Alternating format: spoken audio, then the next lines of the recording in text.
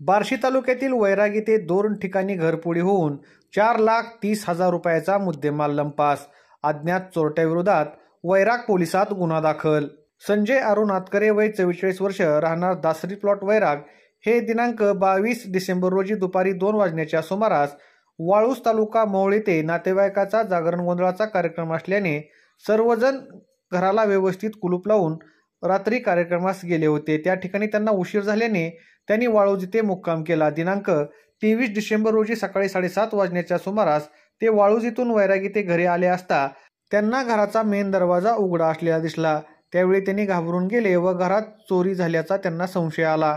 त्यानंतर त्यांनी बारकाईने घरात जाऊन पाहणी केली असता घरातील लोखंडी कपाटाचा दरवाजा उचकटून आतील सामान अस्ताव्यस्त फेकून दिलेले दिसले व किचन रूम मधील डबे उचकटून अस्ताव्यस्त फेकलेले दिसले. यावरून त्यांना घरात चोरी झाल्याची खात्री झाली. सोन्याच्या अंगठ्या, सोन्याचे कानातील झुबे, सोन्याची गळ्यातील चैन असा 3,25,000चा मुद्देमाल अज्ञात चोरट्यांनी चोरून नेला. तसेच शेजारी गल्लीत असलेल्या स्वरूपानंदनगरमधील साहिल जयचंद साबळे यांच्याही घराचा कडी-कोयंदा तोडून त्यांचेही 1,05,000 रुपयाचे सोन्या चांदीचे दागिने चोरट्यांनी लंपास केले.